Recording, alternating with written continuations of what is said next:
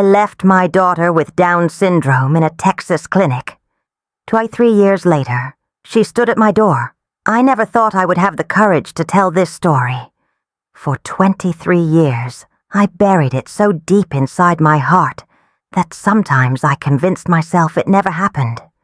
But the truth has a way of finding you, no matter how far you run.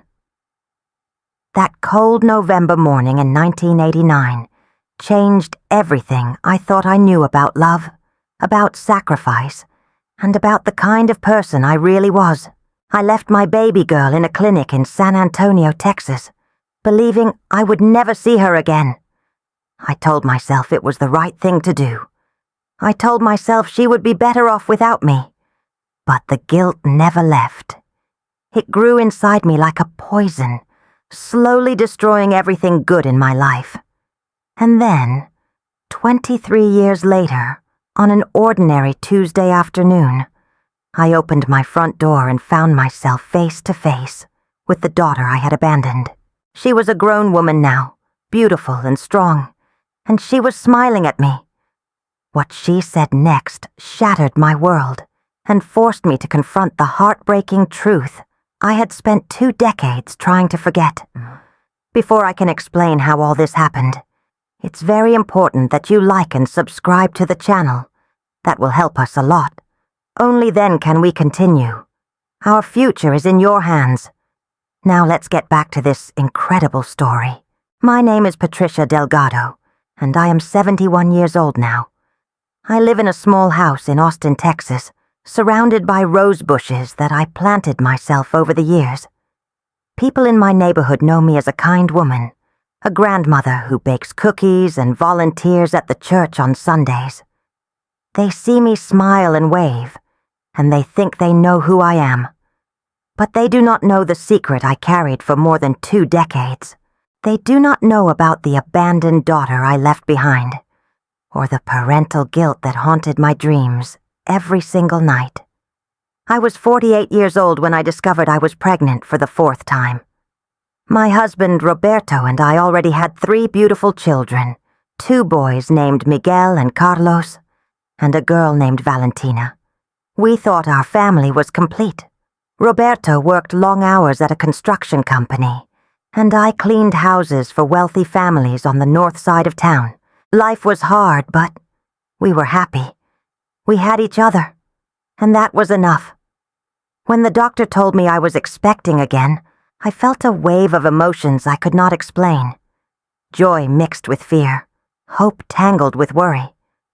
Roberto was not pleased at first. We barely had enough money to feed the children we already had. But I convinced him that this baby was a blessing, a gift from God that we should accept with grateful hearts. The pregnancy was difficult from the very beginning. I was constantly exhausted, constantly sick, and something felt different this time. The doctors ran tests, lots of tests, and then one afternoon they sat us down in a cold, sterile office and spoke words that would change our lives forever. "Your baby has Down syndrome," they said. I remember the silence that followed, thick and heavy, pressing down on my chest until I could barely breathe. If you have ever received news that changed everything you thought you knew about your future, I want you to leave a comment below. Tell me where you are watching from today. Tell me if you understand the kind of fear that makes good people do terrible things. Roberto did not speak to me for 3 days after that appointment. He moved through our house like a ghost, avoiding my eyes, sleeping on the old couch in the living room instead of our bed. I watched him from the kitchen window as he sat alone in the backyard, staring at nothing, smoking cigarette after cigarette until the ashtray overflowed. I wanted to go to him, to hold his hand and tell him that everything would be okay. But I could not find the words because I was not sure I believed them myself. On the 4th day, he finally spoke. We were sitting at the kitchen table, the children already in bed, the house quiet except for the ticking of the old clock on the wall. "Patricia," he said, his voice rough and low, "I have been thinking about this, about the baby. About our future. I looked at him and saw something in his eyes that frightened me. It was not anger. It was something worse. It was defeat. "I cannot do this," he said. "I cannot raise a child like that. I am not strong enough. I do not have the patience, the money, the time. If this baby comes into our lives, everything will fall apart. Our other children will suffer. Our marriage will suffer. I will lose my mind trying to be something I am not." He reached across the table and took my hands in his. "I am asking you to consider other options," he whispered. "There are places that take care of children with special needs. Good places where they can get the help they need. Help we cannot give them." I pulled my hands away from his like I had been burned. "How can you say that?" I asked him, my voice shaking with disbelief. "This is our child, our flesh and blood. You want me to give away our baby like she is nothing?" He shook his head slowly, his face twisted with pain. "I am not saying she is nothing, Patricia. I am saying we are not the right parents for her. We do not have what it takes, and if we try and fail, everyone will pay the price, including her." I did not sleep that night. I lay in bed with my hands on my swollen belly, feeling the baby move inside me, wondering what kind of mother I really was. The old Patricia, the woman I had been before that doctor appointment, would have told Roberto to leave if he could not accept our child.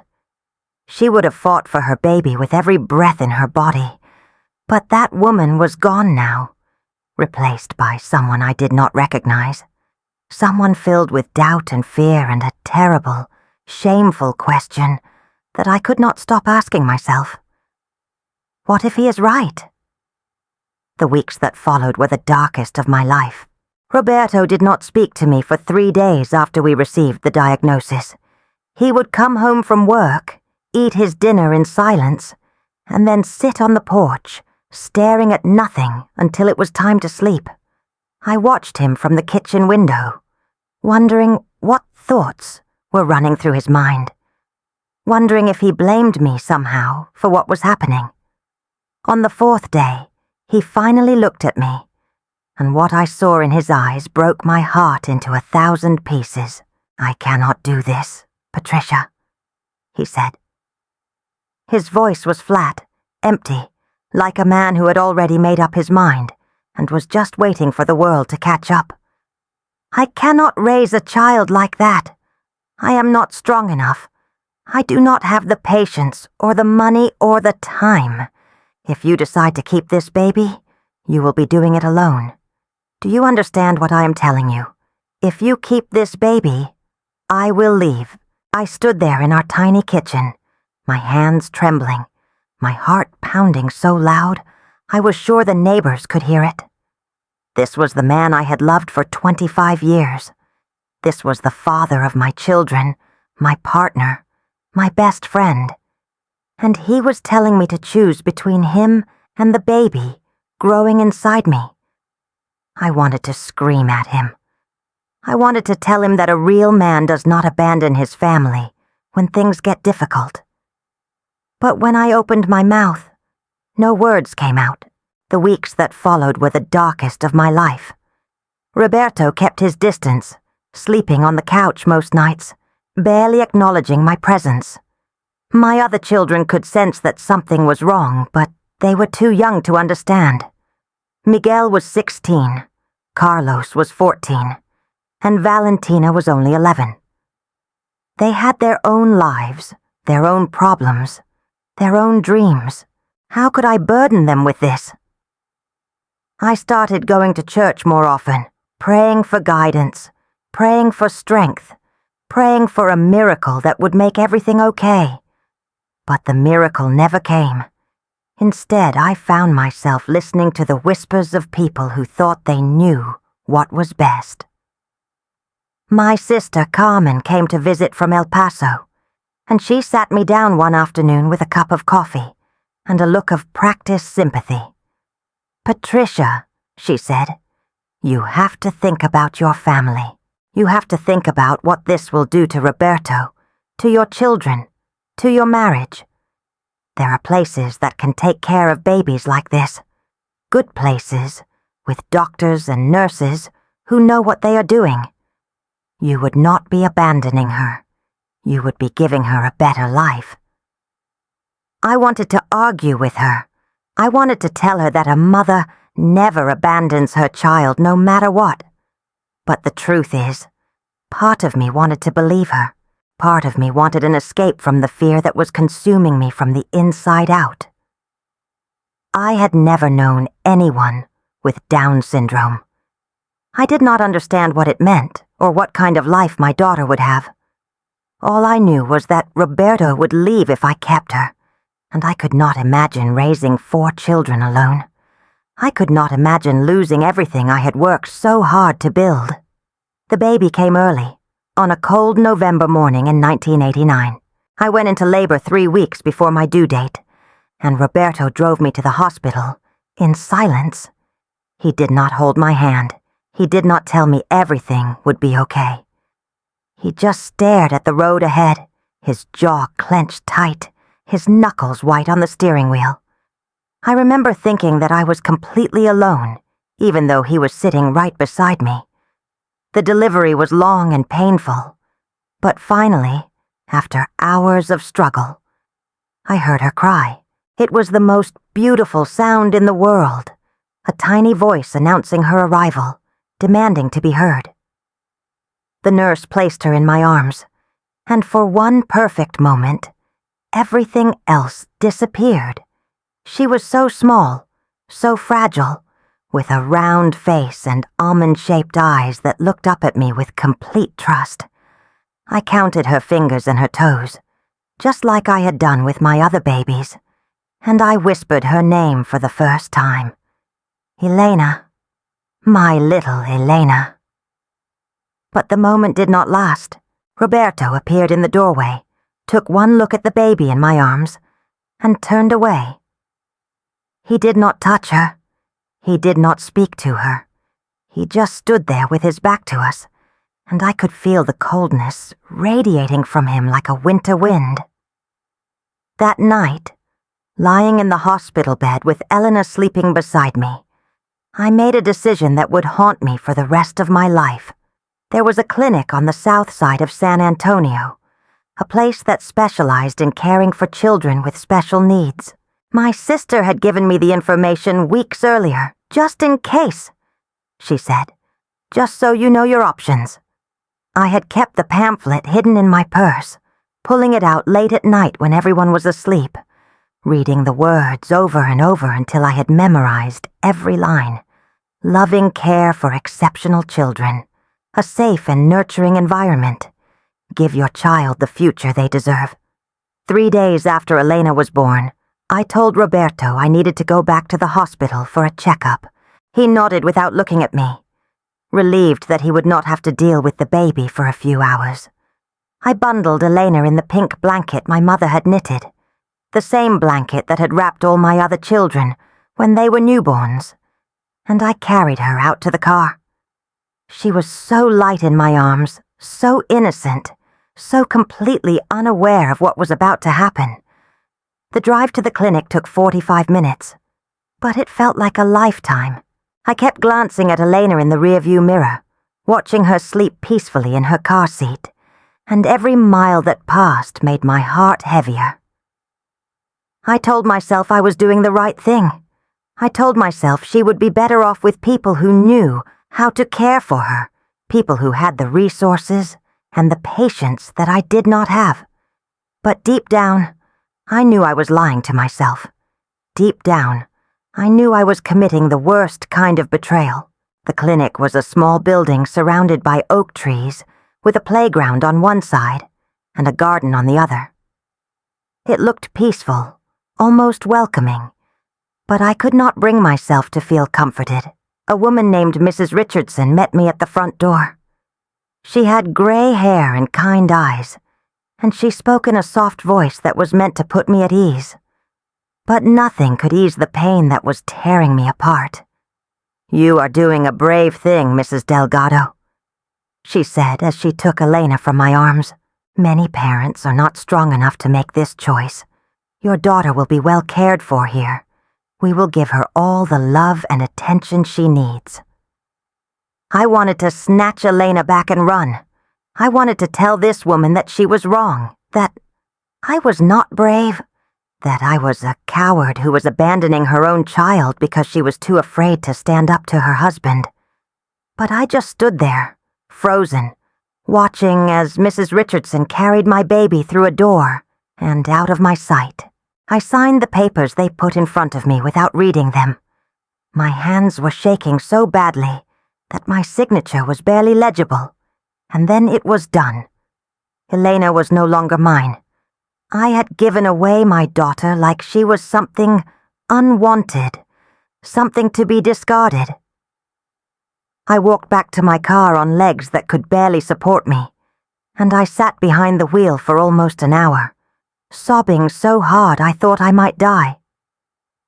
When I finally drove home, Roberto was waiting on the porch.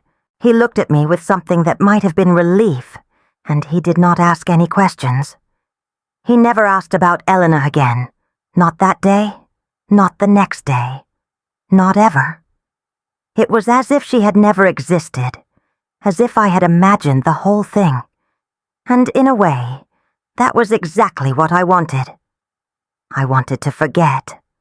I wanted to pretend that the last 9 months had been a dream, a nightmare that I could wake up from and leave behind. But forgetting is not as easy as people think. The guilt stayed with me, growing stronger with each passing day. I would see a child with Down syndrome at the grocery store and feel my heart clench with shame. I would hear a baby cry and immediately think of Elena, wondering where she was, wondering if she was happy, wondering if she ever thought about the mother who had abandoned her.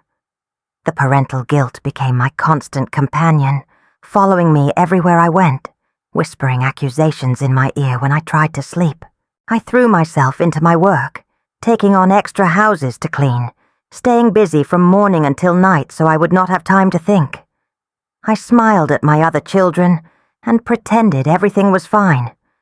I cooked dinner for Roberto and acted like a loving wife, but inside, I was dying. Inside, I was rotting away from the guilt and the shame and the terrible knowledge of what I had done. The years passed slowly, each one adding another layer of regret to the weight I was already carrying. Miguel graduated from high school and went to college. Carlos got a job at a car dealership.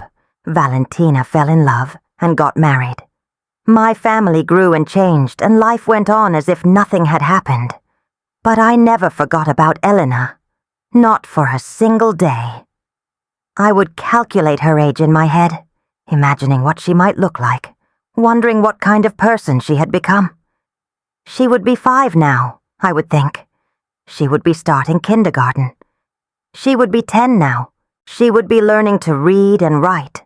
She would be 15 now. She would be a teenager, full of dreams and possibilities. Roberto passed away in 2003, 14 years after I left Elena at the clinic. He had a heart attack while working in the yard, and by the time the ambulance arrived, he was already gone. I stood at his grave and felt a complicated mix of grief and anger. Part of me mourned the man I had loved for so many years, but another part of me blamed him for everything that had happened. He was the one who gave me the ultimatum. He was the one who made me choose. If he had been stronger, if he had been braver, maybe I would never have abandoned my daughter. But blaming Roberto did not ease my guilt. If anything, it made it worse. Because the truth was, I had made the choice myself. No one had forced me to drive to that clinic. No one had forced me to sign those papers. I could have walked away from Roberto instead of walking away from Elena. I could have chosen my daughter over my marriage, but I did not. And that was something I would have to live with for the rest of my life. After Roberto died, I thought about trying to find Elena. I even drove past the clinic once, parking across the street and staring at the building for hours.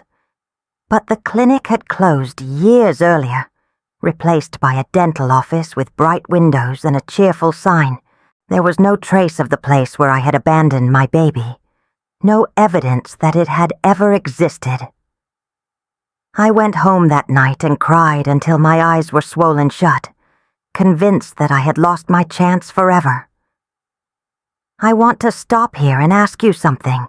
Have you ever made a decision that you knew was wrong, but you made it anyway, because you were afraid? Have you ever let fear control your life in ways you are ashamed to admit? If this story is touching your heart, please take a moment to hit the like button and share this video with someone who needs to hear it. Stories like this remind us that we are not alone in our struggles, and sometimes that is all we need to find the strength to keep going. The years after Roberto's death were lonely ones. My children had their own families now, their own responsibilities. They visited when they could, called when they remembered, but I spent most of my days alone in the house we had shared for so many years. I tended my rose garden. I volunteered at the church. I tried to fill my life with activities that would keep my mind occupied. But no matter what I did, the thought of Elena was always there, lurking in the shadows, waiting to remind me of my greatest failure. I started writing letters to her, even though I had no way to send them. Dear Elena, I would begin, and then I would pour my heart out onto the page, telling her everything I had never had the chance to say.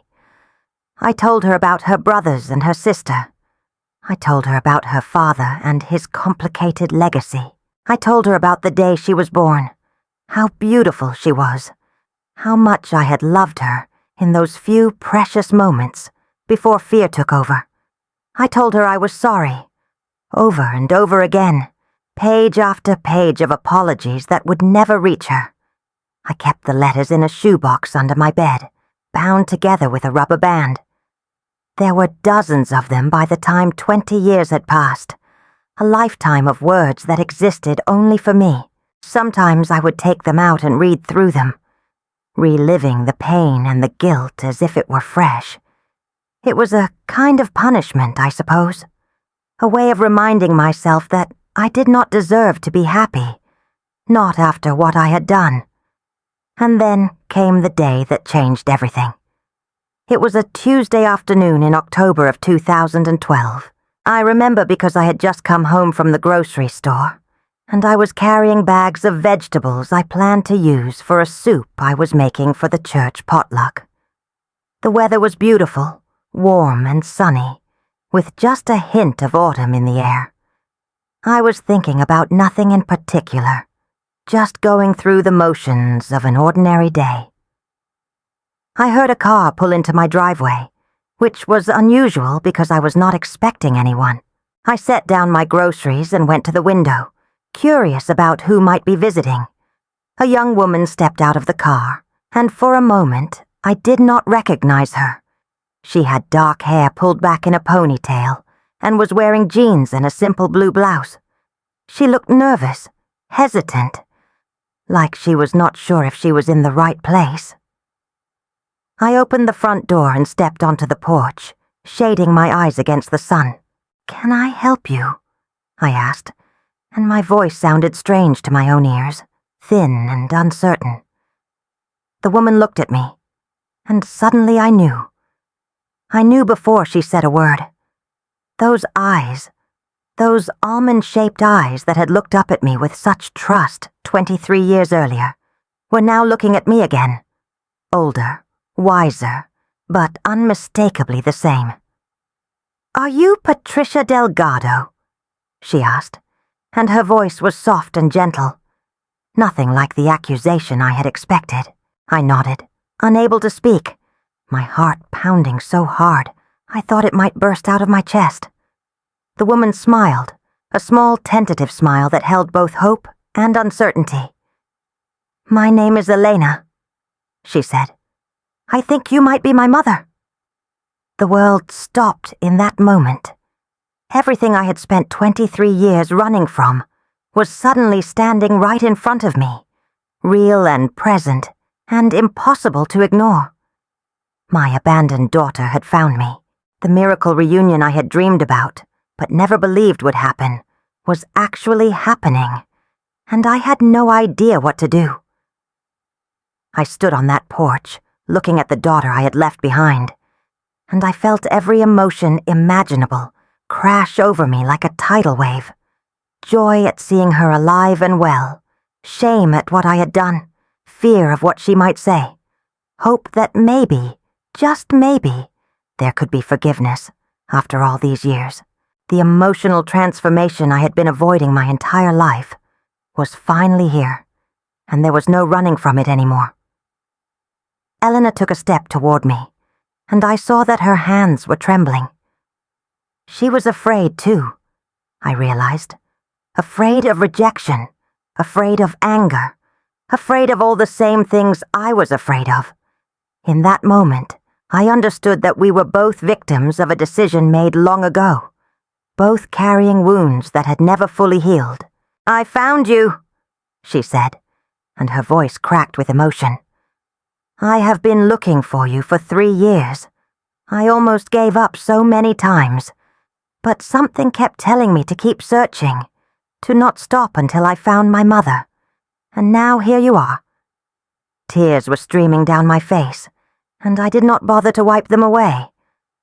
I wanted to say something, anything, but the words were trapped in my throat. How do you apologize for 23 years of absence? How do you explain the inexplicable? How do you ask for forgiveness when you know you do not deserve it? But before I could figure out what to say, Elena did something that surprised me more than anything else. She walked up the porch steps, wrapped her arms around me, and held me tight. And in that embrace, I felt something I had not felt in more than 2 decades. I felt hope.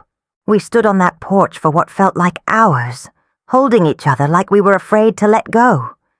Elena was crying, and I was crying, and neither of us seemed capable of forming words. All those years of separation, all that pain and guilt and longing, came pouring out in a flood of tears that soaked through our shirts and left us both trembling. I could feel her heart beating against my chest, strong and steady, and I thought about how many heartbeats I had missed. 23 years of heartbeats. 23 years of moments I would never get back. Finally, Elena pulled away and looked at me with those beautiful eyes that reminded me so much of my own mother.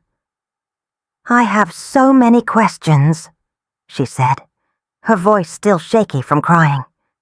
"I do not even know where to begin. I have imagined this moment so many times, practiced what I would say, but now that I am here I cannot remember any of it."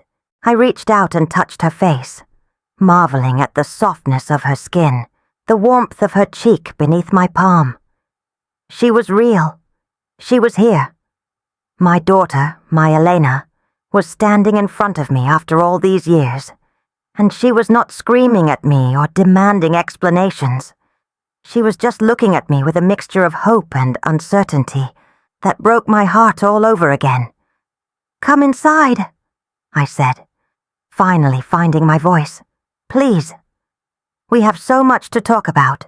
I will make us some coffee, and we can sit down, and I will tell you everything you want to know. I owe you that much. I owe you so much more than that." She followed me into the house, looking around at the walls covered with family photos, the furniture that had been in the same place for decades, the small details of a life she had never been part of. I watched her eyes move from picture to picture, pausing on each face, trying to place them in the story of her own existence. "Those are your brothers," I said, pointing to a photograph of Miguel and Carlos at a family barbecue. "Miguel is the older one. He lives in Houston now with his wife and 3 children. Carlos is in Dallas. He never married, but he has a good job and a nice apartment. He calls me every Sunday afternoon." Helena nodded slowly, absorbing the information like someone trying to memorize a foreign language. "And the woman in the wedding dress?" she asked, pointing to another photo. "Is that my sister?" "That is Valentina," I said, and my voice caught on her name. "She was 11 when you were born. She is 44 now, with 2 teenagers of her own. She lives just a few miles from here. We have lunch together every Wednesday." Elena was quiet for a long moment, still staring at the photographs. "They look happy," she said finally. "They all look so happy." There was no accusation in her voice, but I heard it anyway. "They look happy because they had a mother who stayed. They look happy because they were not abandoned." I wanted to explain, to defend myself, but what could I possibly say? The truth was ugly and painful, and I was not sure either of us was ready to face it. I led her to the kitchen and busied myself making coffee, grateful for the distraction of measuring grounds and filling the pot with water. My hands were still shaking, and I spilled coffee on the counter twice before I managed to get the machine started. Elena sat at the kitchen table, the same table where I had eaten thousands of meals, where I had helped my children with their homework, where Roberto had told me he would leave if I kept her. The memories pressed down on me like a physical weight. "I need to tell you why I did what I did," I said, sitting down across from her. "It does not excuse anything. Nothing could ever excuse it. But I need you to understand what was happening in my life back then. I need you to know that it was not because I did not love you." Elena looked at me with an expression I could not quite read. "I am listening," she said simply. So I told her. I told her about Roberto and his ultimatum, about my fear and my weakness, about the pressure from my family, and the terror of raising a child with special needs alone. I told her about the dark months of pregnancy when I could not stop crying, about the hospital where I held her for 3 days before letting her go, about the clinic on the south side of San Antonio where I signed away my rights as her mother. I told her about the guilt that had followed me every day since, the letters I had written that she would never read, the countless times I had almost tried to find her, but lost my courage at the last moment. "I was a coward," I said, and the word felt like poison on my tongue. "I let fear make my decisions for me. I let other people tell me what was right instead of listening to my own heart. And I have regretted it every single day for 23 years. Not a day has passed when I have not thought about you, wondered about you, prayed that you were safe and happy somewhere. But I was too ashamed to look for you. I was too afraid of what I would find." Elena listened without interrupting, her face calm, but her eyes bright with unshed tears. When I finally finished speaking, the kitchen was silent except for the gurgling of the coffee maker and the ticking of the old clock on the wall. I waited for her to say something, anything, but she just sat there, processing everything I had told her. Finally, she spoke. "I want you to know something," she said, her voice steady but soft. "I did not come here to punish you. I did not come here to make you feel worse than you already do. I came here because I needed to understand. I needed to know why. For my whole life I have wondered what I did wrong, what was so terrible about me that my own mother could not keep me. And now I know. It was not about me at all. It was about fear." She reached across the table and took my hand, and the gesture was so unexpected, so generous, that I started crying all over again. "I forgive you," she said. "I am not saying it does not hurt, because it does. It hurts more than I can explain. But holding on to that pain will not change the past. It will only poison the future. and I do not want to spend the rest of my life being angry at a woman who has already spent 23 years punishing herself. I could not believe what I was hearing. After everything I had done, after all the years of abandonment and silence, my daughter was offering me forgiveness. It was more than I deserved. It was more than I had ever dared to hope for. I squeezed her hand and tried to find the words to express what I was feeling, but all I could manage was a broken whisper. Thank you, Elena. I am so sorry. I am so sorry. We sat there for a long time, holding hands across the table, letting the tears flow freely. The coffee grew cold in its pot, forgotten. The afternoon sun moved across the kitchen floor, marking the passage of time that we were no longer trying to escape. We were finally together, mother and daughter, and nothing else mattered. Eventually, Elena began to tell me about her own life. She had been raised in the clinic until she was 2 years old, she explained, and then she was placed with a foster family in San Antonio. They were good people, a couple named Richard and Mary Thompson, who had dedicated their lives to caring for children with special needs.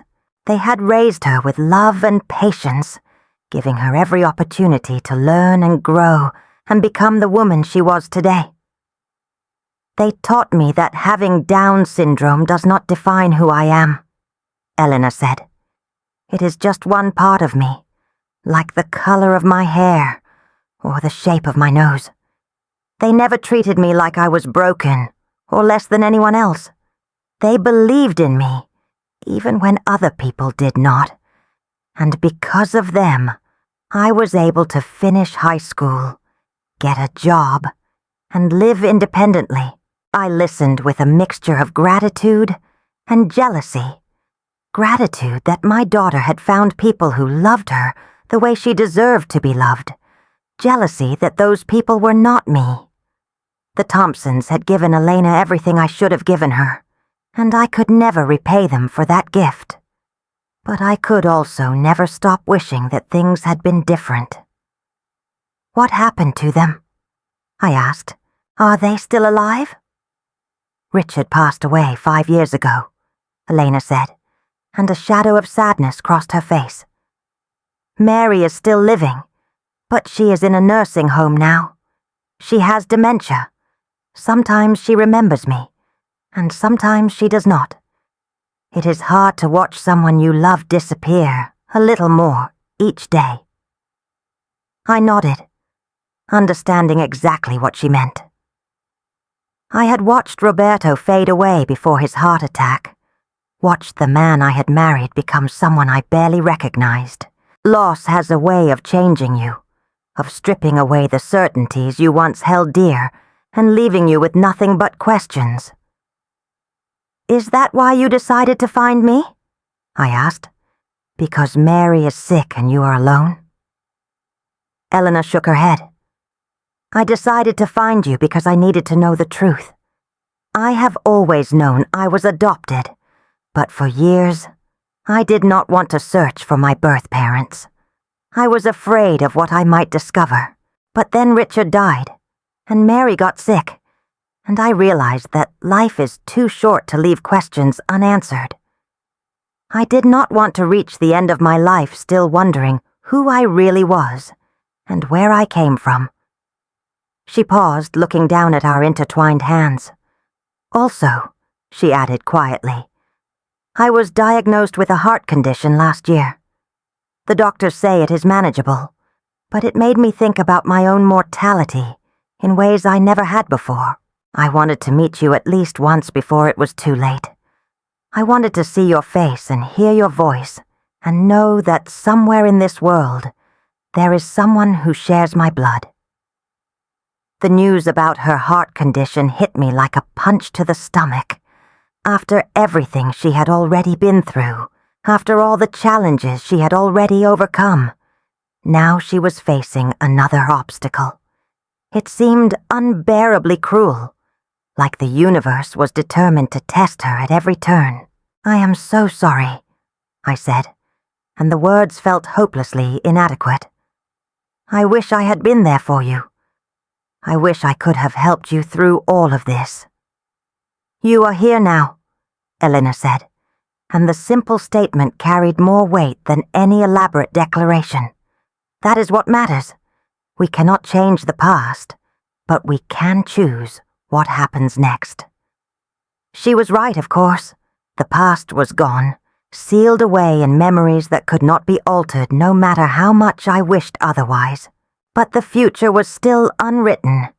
There was still time to build something new, to create the relationship I should have had with my daughter from the very beginning.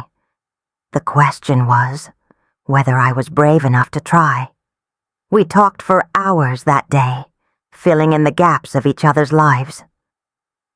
Elena told me about her job at a local bakery, where she decorated cakes and helped customers find the perfect treats for their celebrations. She told me about her small apartment filled with plants she had grown herself, her collection of old movies that she watched on rainy Sunday afternoons, her dream of someday traveling to Europe to see the places she had only read about in books. She was funny and smart and kind, everything I had hoped she would be, and more. In return, I told her about my own life, the mundane details that had filled the years since her birth. I told her about my work cleaning houses, the satisfaction I found in creating order out of chaos.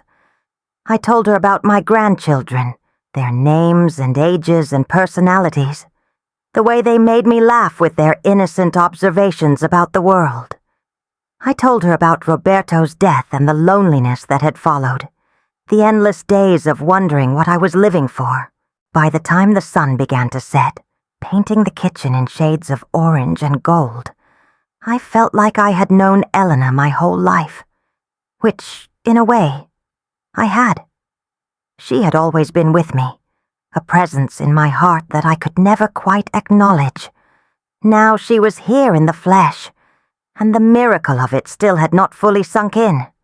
I want you to meet the rest of the family, I said, surprising myself with the words. If you are willing, I want Miguel and Carlos and Valentina to know they have a sister. I want my grandchildren to know their aunt. I have kept this secret for too long, and it is time for the truth to come out.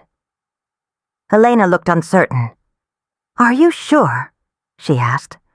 What if they are angry? What if they do not want anything to do with me? Then that will be their choice, I said. But I believe they will welcome you. They are good people, Elena. They have their father's stubbornness, but they have my heart. And my heart has always had a place for you, even when I was too afraid to admit it. She smiled then, a genuine smile that lit up her whole face. Okay, she said. I would like that. I would like that very much. Before we continue this story, I want to ask you something important. If you were in my family's situation, how would you react to learning about a sibling you never knew existed? Would you welcome her with open arms? Or would you feel betrayed by the secret your mother had kept for so long? Leave a comment below and tell me what you think.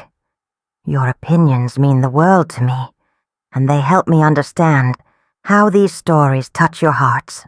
That night, after Elena had gone back to her hotel with a promise to return the next day, I sat alone in my living room and thought about what I was about to do.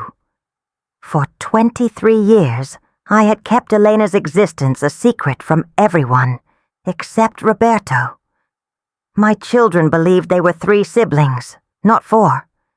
They had no idea that somewhere out there they had a sister who had been erased from our family history before they even knew she existed.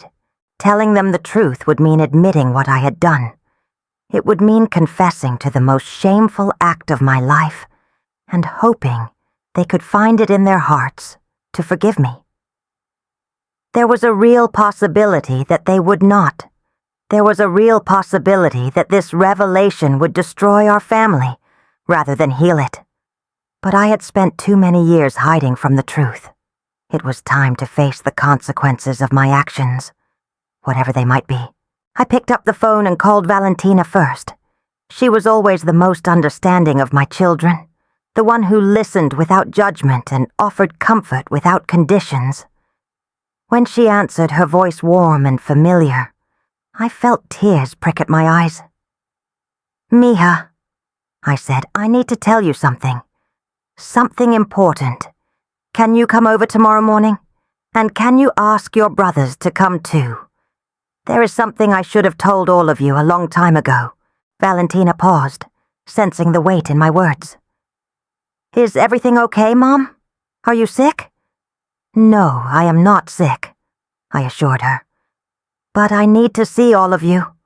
I need to tell you something that will change everything you think you know about our family. Please, Mija, just come. And bring your brothers."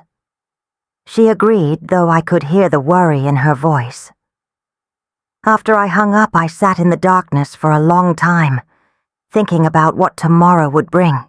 By this time the next day, my children would know the truth about their sister. They would know what kind of mother I really was. And I would have to live with their reactions, whatever they turned out to be. Sleep did not come easily that night. I lay in bed, staring at the ceiling, replaying the day's events in my mind. Elena's face when she first saw me, the feeling of her arms around me, the forgiveness she had offered so freely, like a gift I had done nothing to earn. She was remarkable, my daughter. She had every right to hate me, every reason to want nothing to do with me.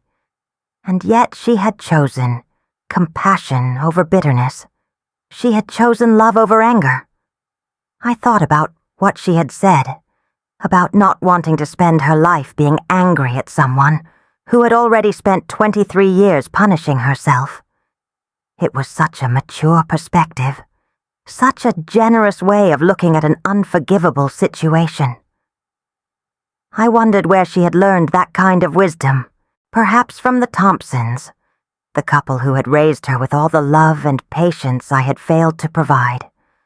Or perhaps it was simply who she was, the essence of her character shining through despite everything she had been through. As dawn began to lighten the sky outside my window, I made a decision.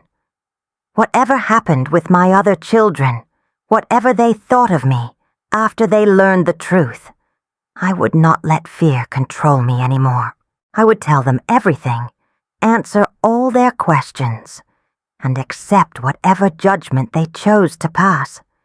And then I would spend whatever time I had left trying to be the mother Elena deserved. It was not much. It was not nearly enough. But it was all I had to offer. The next morning arrived too quickly, bringing with it a knot of anxiety that settled deep in my stomach and refused to leave. I woke before sunrise, unable to sleep any longer, and spent the early hours cleaning a house that was already clean. I scrubbed the kitchen counters until they gleamed. I rearranged the pillows on the couch 3 times. I made a pot of coffee, let it grow cold, poured it out, and made another. Anything to keep my hands busy while my mind raced through every possible scenario of what was about to happen. Valentina arrived first, just after 9 o'clock. She came through the front door without knocking, the way she always did, and found me standing in the middle of the living room, like a statue. "Mom," she said, her voice full of concern, "you look terrible. Did you sleep at all last night? What is going on?" Before I could answer, the sound of another car pulling into the driveway interrupted us. Carlos stepped out first, followed by Miguel, who had driven down from Houston that morning. They walked up the path together, their faces serious, their eyes searching mine for some clue about why I had summoned them so urgently. My 3 children, all grown now, all with lives of their own, standing in the home where they had grown up, waiting for me to explain why I had disrupted their routines with a mysterious phone call. "Come sit down," I said, gesturing toward the living room. "All of you, there is something I need to tell you, and I need you to let me finish before you say anything. Can you do that for me?" They exchanged glances but did as I asked, settling onto the couch and chairs while I remained standing. I could not sit. The nervous energy coursing through my body would not allow it. I paced back and forth in front of them, trying to find the words, trying to figure out how to begin a confession that would shatter everything they thought they knew about their mother. 23 years ago, I started, and my voice was already trembling.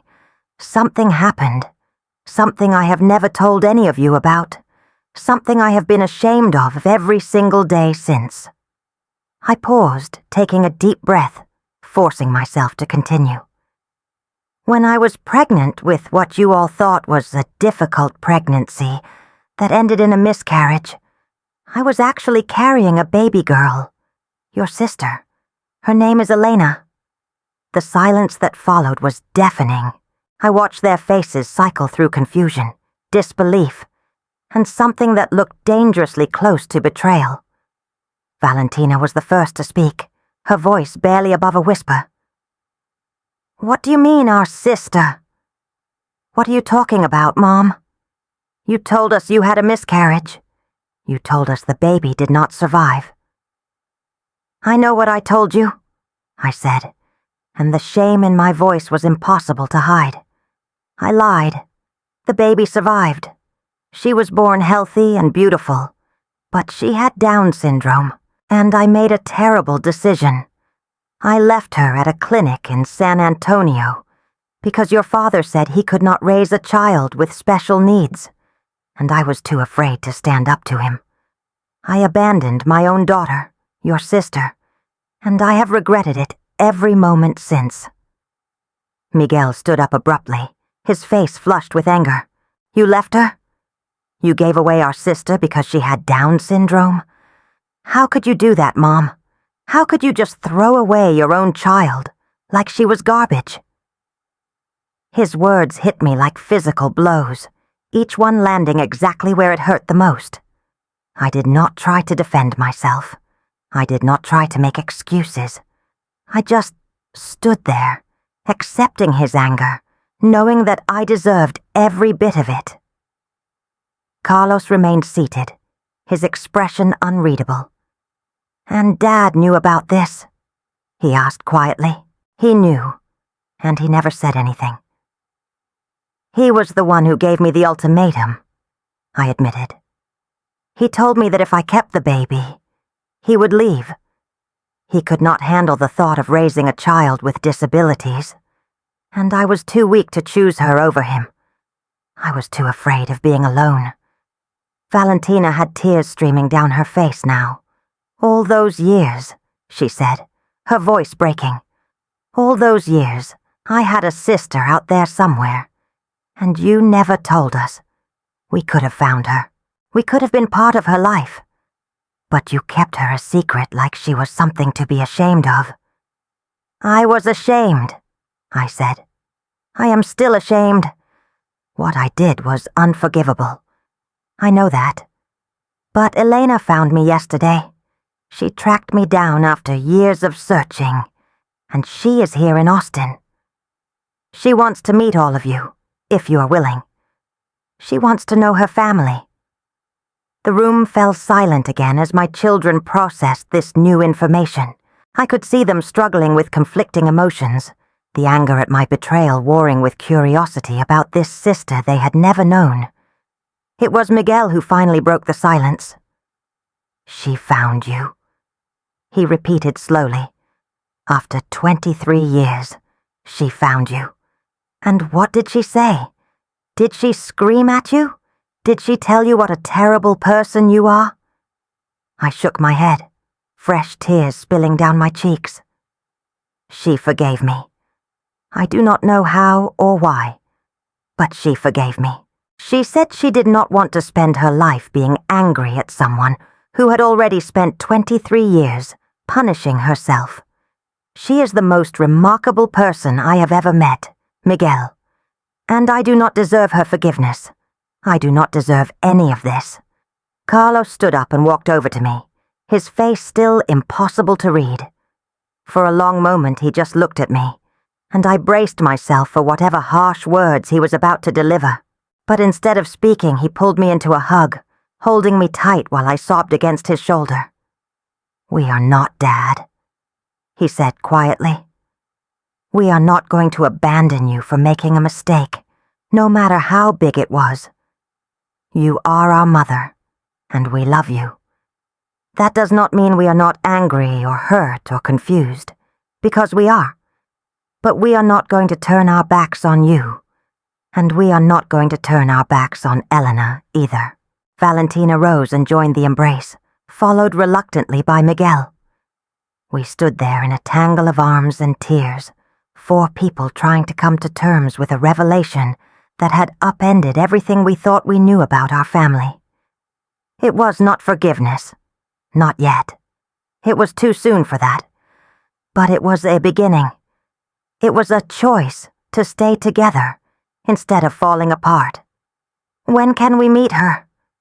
Valentina asked, pulling back to wipe her eyes. "When can we meet our sister?" "She is coming over this afternoon," I said. "I asked her to wait until I had a chance to tell you the truth. I did not want her to walk into a situation where you did not know who she was or why she was here." Miguel nodded slowly, some of the anger fading from his face. "This is going to take time, Mom," he said. "I am not going to pretend that everything is okay, because it is not. You kept a secret from us for 23 years. You let us believe our sister was dead. That is not something I can just forgive and forget overnight." "I understand," I said. "I do not expect you to forgive me right away. I just ask that you give Elena a chance. She did nothing wrong. She was just a baby who deserved better than what she got from me. And now she deserves to know her family." The hours before Elena arrived were tense and uncomfortable. My children stayed at the house, but conversation was stilted and awkward. We moved around each other like strangers, unsure of how to interact in light of what had just been revealed. I made sandwiches that no one ate. I refilled coffee cups that no one drank from. I checked the clock every few minutes, counting down the moments until my 2 worlds would finally collide. At 3 o'clock exactly, I heard a car pull into the driveway. Through the window, I watched Elena step out, and my heart swelled with a mixture of pride and sorrow. She was wearing a yellow sundress that made her look like a ray of sunshine, and she carried a small bouquet of flowers in her hands. Even from a distance, I could see the nervousness in her posture, the way she hesitated before walking toward the house. I met her at the door before she could knock. "You look beautiful," I said, taking the flowers from her hands. "They are all inside. They are nervous, too. But they want to meet you. Are you ready?" Elena nodded, though I could see the fear in her eyes. "I have been waiting for this my whole life," she said. "I think I am as ready as I will ever be." I led her into the living room where my other 3 children stood waiting. The moment was surreal, like something out of a dream I had never dared to have. Elena stood before her siblings, and they stood before her, all of them taking in the reality of a family that had been broken for over 2 decades. Valentina was the first to move. She crossed the room in 3 quick steps and wrapped Elena in a hug so tight, I thought they might both stop breathing. "I have a sister," she whispered, and I could hear the tears in her voice. "I have always wanted a sister. I mean, I love my brothers, but I always wished I had a sister to share things with. And now, here you are." Elena hugged her back, and I watched the tension melt from her shoulders. "Here I am," she agreed. Better late than never, right? Carlos was next, offering a handshake that turned into an awkward but sincere hug. "Welcome to the family," he said. "I am sorry it took so long for us to find each other." Miguel hung back, still struggling with his emotions. But when Elena walked over to him and extended her hand, he took it without hesitation. "I am Miguel," he said. "I am the oldest, and I am sorry for what our parents did to you. It was wrong. You deserved better." Elena squeezed his hand gently. "I am not looking for apologies," she said. "I am just looking for family. Can you be that for me?" Miguel nodded slowly. "I can try," he said. "That is all I can promise right now. But I can try." The afternoon that followed was one of the most emotional experiences of my life. We sat together in the living room, talking and crying and laughing, filling in the gaps of 23 years of separation. Elena told her siblings about her life, about the Thompsons who had raised her, about her job at the bakery, and her little apartment full of plants. They listened with rapt attention, asking questions, offering comments, gradually warming to this stranger who was also their blood. I watched from my chair in the corner, not wanting to intrude on this moment of connection. This was what I had stolen from all of them. I realized. These relationships, these bonds, this sense of belonging to something bigger than themselves. For 23 years, my children had been incomplete without knowing it, and Elena had been alone without understanding why. And it was all because of me, because of my fear and my weakness and my inability to stand up for what was right. But watching them now, seeing the way they leaned toward each other, the way their initial awkwardness gave way to genuine affection, I felt something I had not felt in a very long time. Hope. Maybe the damage I had done could be repaired after all. Maybe it was not too late to build the family we should have been all along. If you are watching this, and you have ever experienced a moment of unexpected hope, a moment when you thought all was lost, but then discovered that healing was still possible, I want you to share this video with someone who needs to hear this story. We all have secrets we are ashamed of. We all have moments we wish we could take back. But this story is proof that redemption is possible, even after the worst mistakes. So please, share this with someone who might be struggling. You never know whose life you might change. As the sun began to set, painting the sky in shades of orange and pink, Valentina made a suggestion that surprised everyone. "We should have a family dinner," she said. "A real one, with everyone together. Mom, do you have enough food to cook something special?" I looked at Elena, who was smiling for the first time since she arrived. "Yes," I said. "I think I do. What would you like?" We ended up making enchiladas, the same recipe my own mother had taught me decades ago. Elena joined us in the kitchen, learning the steps, asking questions, absorbing the traditions of a family she was only just beginning to know.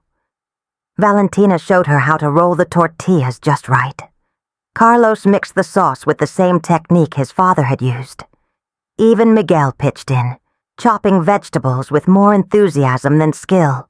It was chaotic and messy and far from perfect, but it was also beautiful. 4 siblings who had been strangers that morning were now working side by side, creating something together, beginning the long process of becoming a family. I stood at the stove, stirring the sauce and watching them interact, and I felt tears streaming down my face for what seemed like the 100th time that day. These were happy tears, though. For the first time in 23 years, I was crying tears of joy instead of regret. My children were together, all 4 of them, and even though the road ahead would be long and difficult, I knew that we would walk it together. Dinner that night was the best meal I had ever eaten, not because of the food, but because of the company.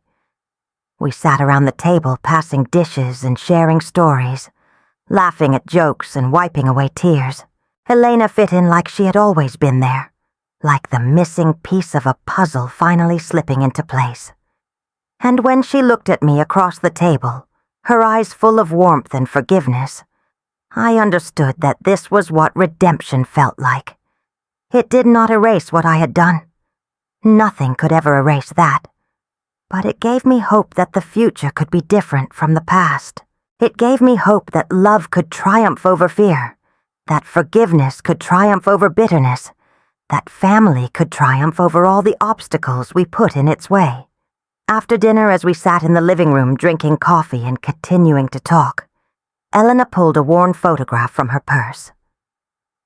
"I found this in my file at the clinic," she said, holding it up for everyone to see. "It is the only picture I have of me as a baby. The nurses said my birth mother left it behind when she dropped me off. I looked at the photograph and felt my heart stop. It was the picture I had taken in the hospital the day after Elena was born. She was wrapped in the pink blanket my mother had knitted, her tiny face peaceful in sleep. I had forgotten that I left it with her. I had blocked out so many memories of that time that even the photograph had slipped from my mind. I kept it all these years," Elena continued. "Even before I knew who my birth mother was, I would look at this picture and imagine her. I would make up stories about why she left me, try to understand what could have driven her to that choice. And now I finally know the truth." She paused, looking directly at me. "I am glad I know, even though it hurts. I am glad I finally understand." I crossed the room and knelt beside her chair, taking her hands in mine. "I should have kept you," I said, my voice thick with emotion. "I should have been stronger. I should have fought for you instead of giving up.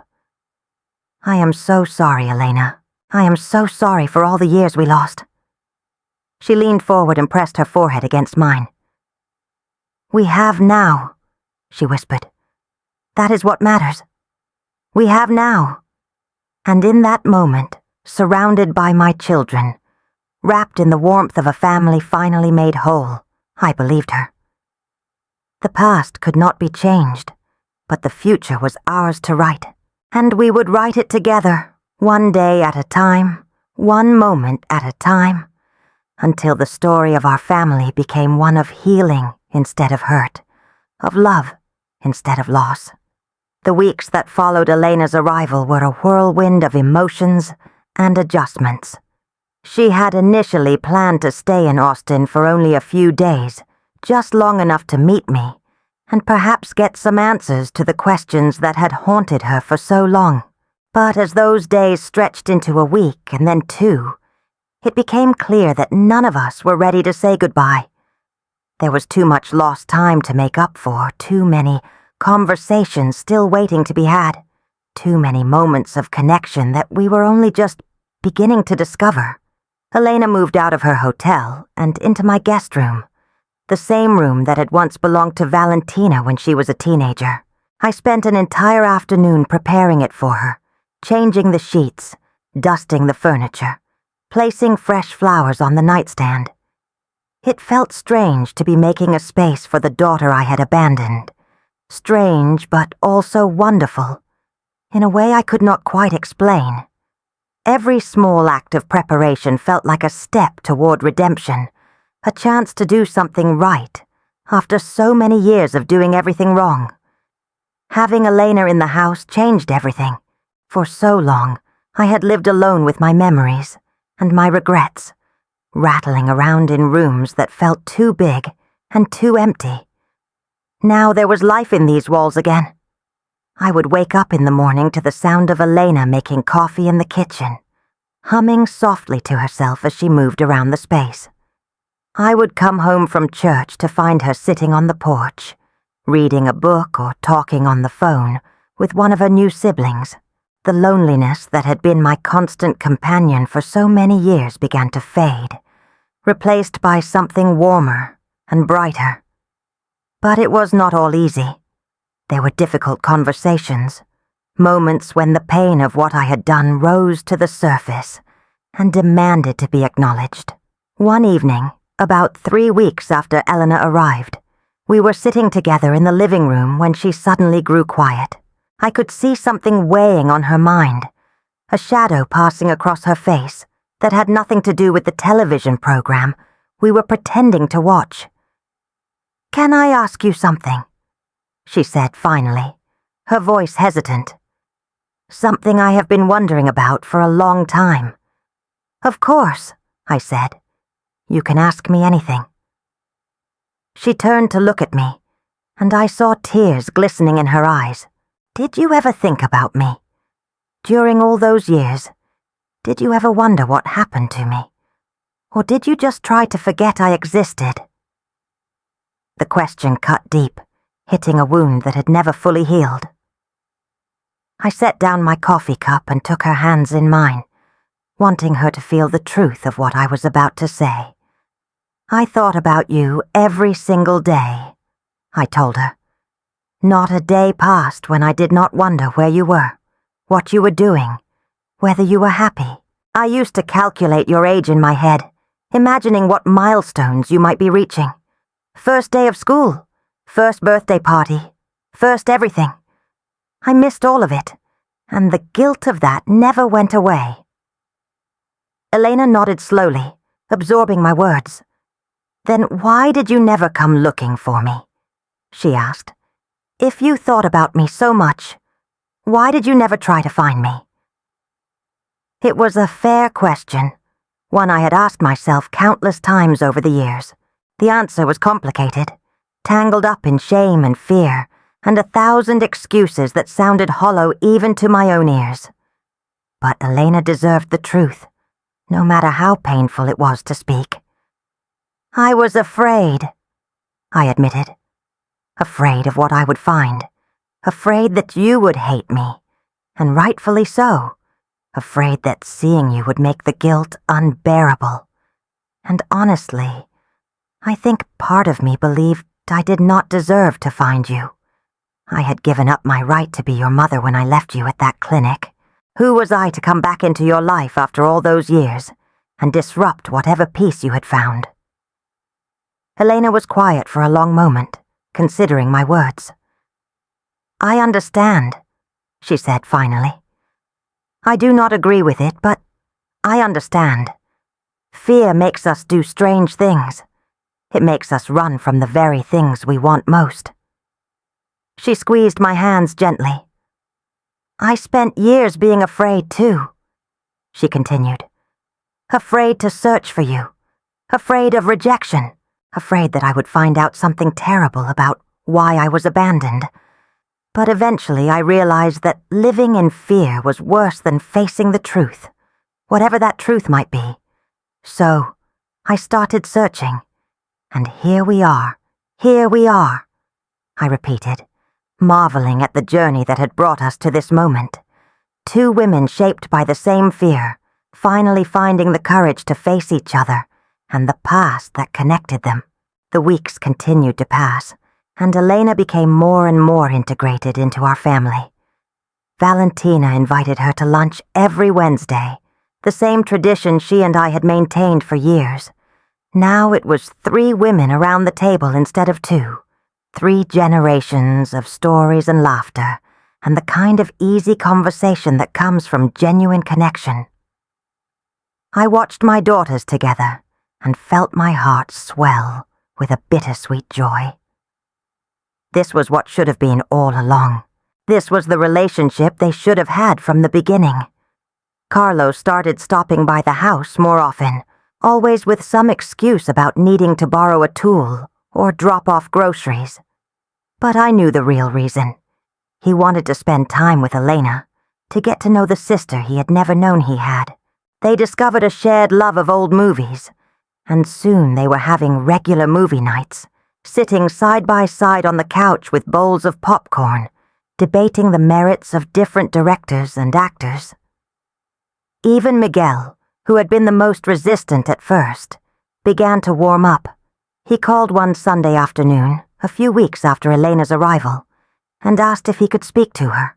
I handed over the phone and watched Elena's face light up as she talked to her eldest brother, answering his questions, laughing at his jokes, building a bridge across the distance that had separated them for so long.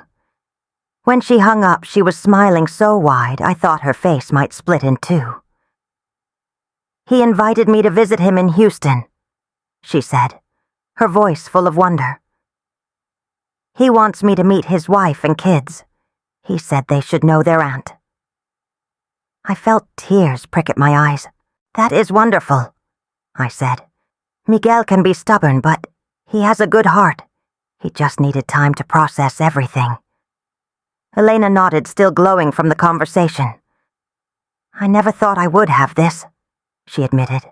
"A family, brothers and a sister, nieces and nephews. For so long, it was just me and the Thompsons, and then just me. I had accepted that I would always be alone, but now I have more family than I know what to do with." "You were never alone," I said softly. "Even when you did not know it, you had us. We just were not smart enough to find you." She smiled at that, a gentle smile that held both sadness and hope. "Better late than never," she said, echoing the words she had spoken on that first day. Better late than never. As Elena settled into her new life in Austin, she began to share more about the challenges she had faced growing up with Down syndrome. The stories she told broke my heart all over again, reminding me of everything she had endured while I was living my comfortable life, pretending she did not exist. "School was hard," she told me one afternoon as we worked together in the garden. The other kids did not understand why I was different. They would call me names, exclude me from games, make fun of the way I talked. I used to come home crying almost every day. Mary would hold me and tell me that I was special, that God had made me exactly the way I was supposed to be. But it was hard to believe her when everyone else seemed to think I was broken. I listened with tears streaming down my face, imagining my little girl suffering while I was miles away, oblivious to her pain. "I should have been there," I said. "I should have been the one holding you, telling you how special you were." Elena shrugged, pulling a weed from the flower bed with practiced ease. "You were not there," she said simply. "But Mary was, and Richard. They did the best they could, and I am grateful for them. I would not be who I am today without their love and support."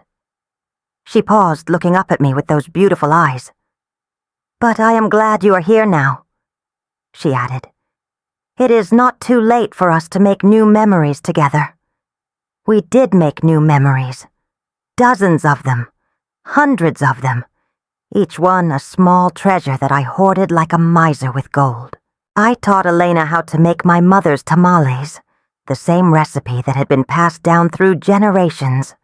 She taught me how to decorate cakes, showing me the techniques she had learned at the bakery, laughing at my clumsy attempts to pipe frosting into roses. We went to church together on Sundays, sitting side by side in the pew, sharing a hymnal, our voices blending together in songs of praise and gratitude. But underneath the joy of our reunion, there was always the shadow of Elena's heart condition. She had told me about it on that first day, mentioned it almost casually, as if it were just another obstacle she had learned to navigate. But as time passed, I began to notice the signs that it was more serious than she had let on. She would get tired easily, needing to rest after activities that should not have been exhausting. Sometimes I would catch her pressing her hand to her chest, a look of discomfort flickering across her face, before she quickly masked it with a smile. One evening, about 2 months after she arrived, Elena collapsed in the kitchen. One moment she was standing at the counter chopping vegetables for dinner. The next moment she was on the floor, her face pale, her breathing shallow. I screamed her name and rushed to her side, my heart pounding with terror, my hands shaking as I fumbled for the phone to call for help. The ambulance came quickly, and I rode with Elena to the hospital, holding her hand the whole way, praying to God to spare my daughter, to give us more time, We had only just found each other.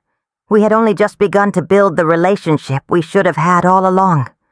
It could not end now. It was not fair. At the hospital, the doctors ran tests and asked questions, and spoke in serious voices about Elena's condition. Her heart was weaker than they had hoped, they explained. The defect she had been born with had progressed over the years, and now she needed surgery to repair it. The procedure was risky, especially for someone with her medical history, but without it, she would not survive much longer. I sat in the waiting room while they prepared Elena for surgery, surrounded by my other children who had rushed to the hospital as soon as they heard the news. Valentina held my hand. Carlos paced back and forth across the floor. Miguel sat rigid in his chair, his face a mask of controlled emotion. We were a family united by fear, bound together by the terrifying possibility that we might lose Elena just as we had found her. "Do you think she will be okay?" Valentina asked, her voice small and scared like a child seeking reassurance. I did not know what to say. The doctors had been careful not to make promises they could not keep. They had explained the risks, the complications, the uncertain outcome. But looking at my daughter's face, seeing the fear in her eyes, I knew I had to give her something to hold on to. "Elena is a fighter," I said, squeezing her hand. "She has survived things that would have broken most people. She spent 23 years building a life for herself, without us, without anyone to lean on. She is stronger than she looks. She will get through this." I wanted to believe my own words. I needed to believe them, because the alternative was too terrible to contemplate. The surgery lasted for 6 hours, 6 endless hours of waiting and praying and bargaining with God. I made promises I knew I might not be able to keep. I begged for mercy, for grace, for one more chance to be the mother Elena deserved. I thought about all the years I had wasted, all the moments I had missed, all the love I had withheld out of fear and shame. If Elena survived, I vowed, I would spend every remaining day of my life making it up to her. I would never let fear control my decisions again. Finally, just as the sun was beginning to set outside the hospital windows, the surgeon emerged from the operating room. His face was tired but calm, and when he saw us waiting, he offered a small smile that sent waves of relief crashing through my body. "The surgery was successful," he said. "Elena came through it beautifully. She is going to need time to recover, and she will have to make some lifestyle changes going forward. But I expect her to make a full recovery." The sound that escaped my lips was somewhere between a sob and a laugh, a release of tension so profound that I could barely stay on my feet. Valentina caught me as my knees buckled, and Carlos wrapped his arms around both of us, and even Miguel let out a long breath that seemed to deflate his entire body. We stood there in the hospital waiting room, crying and laughing and holding each other, a family that had almost been torn apart by tragedy, but had somehow emerged intact. If you are still watching this video, I want to thank you from the bottom of my heart. This story has been difficult to tell, and I imagine it has been difficult to hear. But I believe that stories like this matter. They remind us that life is fragile, that time is precious, that the people we love can be taken from us in an instant. So please, if there is someone in your life you have been meaning to call, someone you have been putting off reconciling with, someone you have been afraid to forgive, do not wait any longer. Pick up the phone, write the letter, make the visit. Do it today, because tomorrow is never guaranteed. And while you are at it, please subscribe to this channel if you have not already. Stories like this need to be shared, and your support makes it possible for us to keep telling them. Elena's recovery was slow, but steady. She spent 2 weeks in the hospital, and I was there every single day, arriving before visiting hours began, and staying until the nurses gently reminded me that I needed to go home and rest. I could not bear to leave her alone, not after everything we had been through, not after coming so close to losing her forever. The thought of her waking up in that sterile room without a familiar face nearby was more than I could stand. The first few days were the hardest. Elena was weak and groggy from the surgery, drifting in and out of consciousness, sometimes recognizing me and sometimes looking at me with confused eyes that broke my heart. I would sit beside her bed and hold her hand, talking to her softly, even when I was not sure she could hear me. I told her stories about her siblings, about the grandchildren she had not yet met, about all the plans we had for the future. I told her how much she was loved, how much she mattered, how desperately we all wanted her to get better. On the 5th day, Elena woke up clear-eyed and alert for the first time since the surgery.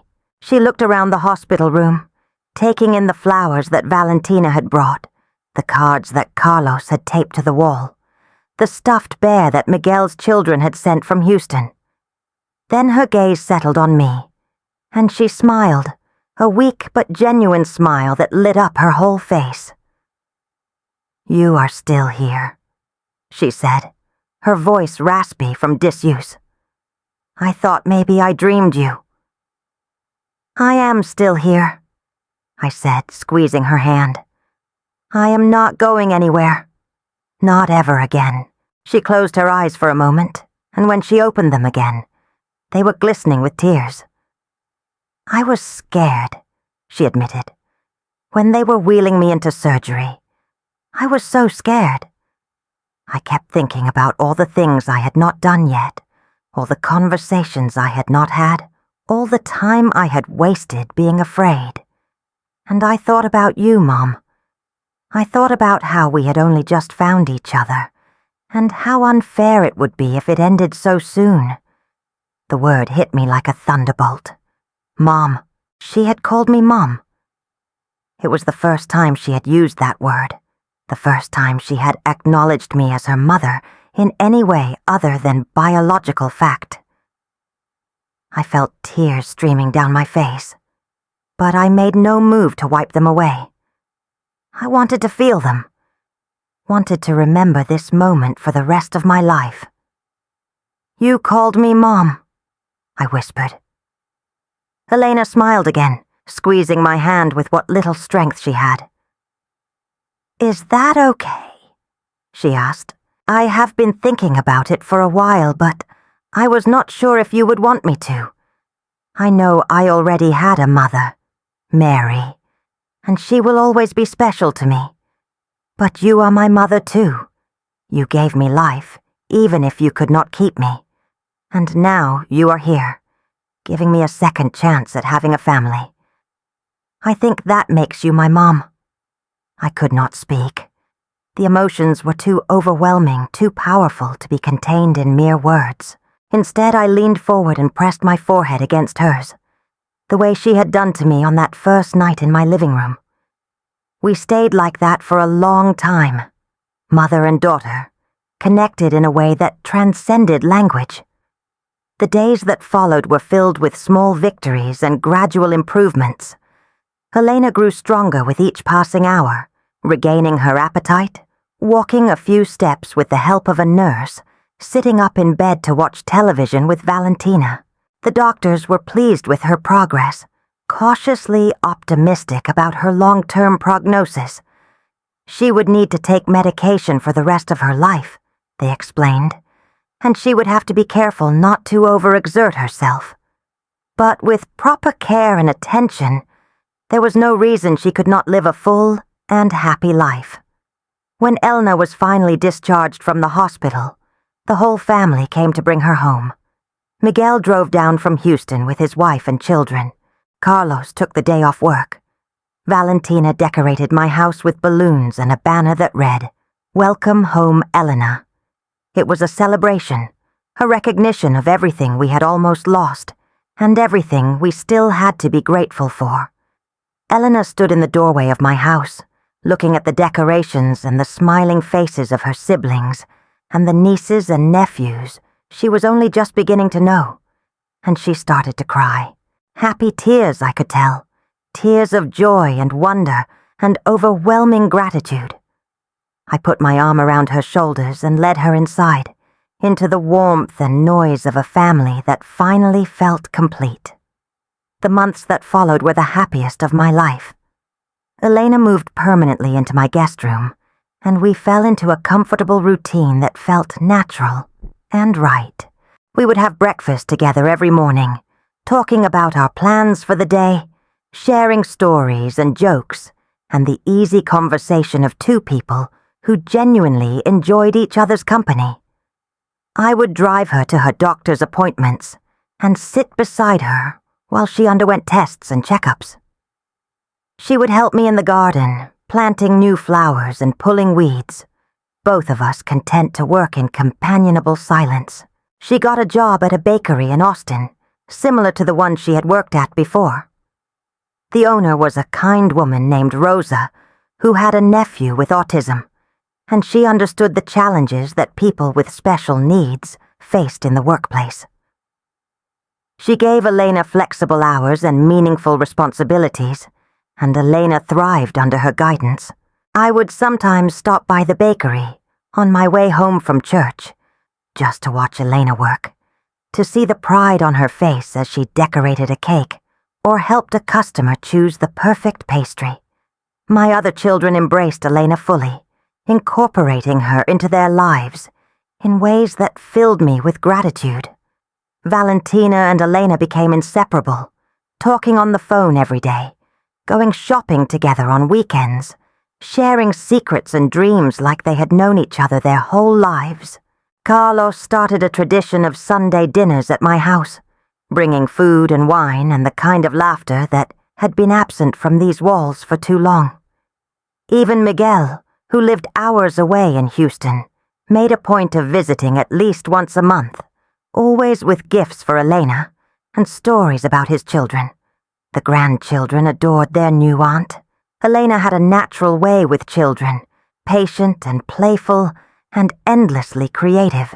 She would spend hours with them, reading stories, playing games, teaching them how to make simple crafts with paper and glue. Watching her with the little ones, I sometimes forgot about her disability entirely. She was just Elena, their aunt, a beloved member of the family who had always been there, even when she had not. One evening, about a year after Elena's surgery, we were sitting on the porch watching the sunset. It had become our favorite time of day, that quiet hour when the world seemed to slow down and everything felt peaceful. Elena was wrapped in a blanket, still careful to keep warm, even though her health had improved dramatically. I sat beside her in the rocking chair that had belonged to my own mother, the chair where I had rocked all my babies to sleep, including Elena for those brief few days before I gave her away.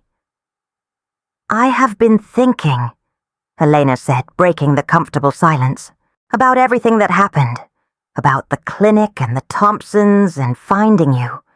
And I have been wondering if maybe it all happened for a reason." I turned to look at her, curious about where this was going. "What do you mean?" She was quiet for a moment, gathering her thoughts. "When I was growing up, I used to be so angry about being abandoned. I would lie awake at night and ask God why He let it happen, why He gave me a mother who did not want me. I thought it was the worst thing that could have happened to me. But now, looking back, I am not so sure." She turned to meet my eyes, and I saw a wisdom in her gaze that took my breath away. "If you had kept me," she continued, "I never would have met the Thompsons. I never would have learned the things they taught me, the confidence and independence that helped me survive all these years. And who knows if our family would have stayed together. You said Dad gave you an ultimatum. Maybe keeping me would have destroyed everything. Maybe my brothers and sister would have grown up in a broken home, angry and bitter and scarred. I listened, my heart aching with the truth of her words. I had never considered this perspective, never allowed myself to imagine that anything good could have come from my terrible decision.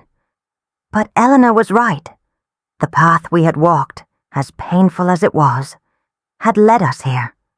And here was not such a bad place to be. I am not saying what you did was right, Elena said gently. It was not. It hurt me in ways I am still discovering. But I have learned that holding on to anger only poisons your own heart. You cannot change the past, Mom. None of us can. All we can do is make the most of the present and hope for the best in the future. When did you become so wise? I asked, my voice thick with emotion. Elena smiled, a mischievous glint in her eye. I had a lot of time to think while I was recovering in that hospital bed, she said. Also, I read a lot of self-help books. Mary was big on self-help books. I laughed, a genuine laugh that seemed to release some of the weight I had been carrying for so long. My daughter, the philosopher, I said. Who would have thought? We sat in comfortable silence as the sun dipped below the horizon, painting the sky in shades of pink and orange and gold. I thought about everything we had been through, the years of separation, the pain of secrets, the joy of reunion, the terror of almost losing her, the miracle of her recovery. It was a story I never could have imagined, a story I never would have chosen, but it was our story, and somehow, against all odds, it had led to this moment of peace. Mom, Elena said, her voice soft and serious. Can I ask you for something? Anything, I said without hesitation. Whatever you want. She reached over and took my hand, her fingers warm against my skin. I want you to forgive yourself, she said. I know you still carry the guilt of what you did. I can see it in your eyes sometimes, when you think no one is watching. But I need you to let it go, not for my sake, but for yours. You have spent 23 years punishing yourself, and that is long enough. It is time to be free. I felt tears streaming down my face, the familiar sting of emotion that had become such a constant part of our relationship. I do not know if I can, I admitted. What I did was unforgivable. Eleanor shook her head firmly. Nothing is unforgivable, she said. Not if you are truly sorry. And I know you are sorry. I see it every day, in the way you look at me, in the way you take care of me, in the way you try so hard to make up for lost time. You have proven your remorse 1,000 times over. Now it is time to accept that you have paid your penance and move on. She squeezed my hand, her eyes full of love and compassion. Forgive yourself, Mom, she repeated. Please, for me. I looked at my daughter, this remarkable woman who had overcome so much, who had every right to hate me, but had chosen love instead, and I felt something shift inside me. The weight I had carried for so long, the crushing burden of guilt and shame, began to lighten. It did not disappear entirely, and I knew it probably never would. But for the first time in 23 years, I could imagine a future where it did not define me. I will try, I promised her. I will try. Elena smiled, satisfied with my answer. That is all I ask, she said. Just try. We watched the last rays of sunlight fade from the sky, mother and daughter, together at last. The road that had brought us to this moment had been long and painful, filled with mistakes and regrets and tears enough to fill an ocean. But it had also led to something beautiful, something I had never dared to hope for. A second chance, a new beginning, a family made whole again. I do not know how many years I have left. At 71, I am acutely aware that my time is limited. But whatever time I have, I intend to spend it wisely. I intend to love my children and my grandchildren with everything I have. I intend to be present for every birthday, every holiday, every ordinary Tuesday afternoon. And most of all, I intend to be the mother Elena deserves, the mother I should have been from the very beginning. Some stories do not have happy endings. Some wounds never fully heal. But this story, our story, has taught me that redemption is possible, even for those who have committed the worst sins. It has taught me that love is stronger than fear, that forgiveness is stronger than bitterness, that family is stronger than any obstacle we put in its way. And it has taught me that it is never too late to make things right. If you have stayed with me until the end of this story, I want to thank you. Sharing this confession has been one of the hardest things I have ever done. But I believe that the stories like mine need to be told. They remind us that we are all capable of terrible things, but we are also capable of change. They remind us that the people we hurt can sometimes find it in their hearts to forgive us if we are brave enough to ask. And they remind us that no matter how dark the night, the dawn always comes. To anyone watching who has made mistakes they cannot forgive, who carries guilt they think they will never escape, I want you to know that there is hope. Reach out to the people you have hurt. Tell them the truth. Ask for their forgiveness, even if you do not think you deserve it. You might be surprised by their response. You might find, as I did, that the very people you wronged are the ones who can set you free. And to anyone who has been abandoned, who has spent their life wondering why they were not enough, I want you to know that it was never about you. The people who left you are fighting their own battles, struggling with their own fears, making decisions they probably regret as much as I regret mine. It does not excuse what they did, but maybe, just maybe, it can help you understand. Elena and I still sit on that porch every evening, watching the sunset, talking about everything and nothing. Sometimes we cry together, remembering the years we lost. Sometimes we laugh together, celebrating the years we have found. And sometimes we simply sit in silence, content to be in each other's presence, grateful for every moment we have been given. This is my story. The story of a mother who made the worst mistake of her life and somehow found her way back to redemption. The story of a daughter who was abandoned but refused to let that define her. The story of a family torn apart by fear and brought back together by love. I hope it has touched your heart. I hope it has made you think about your own relationships, your own regrets, your own capacity for forgiveness. And I hope, more than anything, that it has given you hope. Because hope is what kept Elena searching for me, even when everyone told her to give up. Hope is what kept me writing those letters, even when I knew she would never read them. And hope is what brought us together after 23 years of separation to build a relationship that I will treasure for the rest of my days. Thank you for listening. Thank you for caring. And thank you for believing that even the most broken stories can have beautiful endings. If this story moved you, please take a moment to watch another video on this channel. There are more stories like this one, stories of heartbreak and healing, of loss and redemption, of families torn apart and brought back together.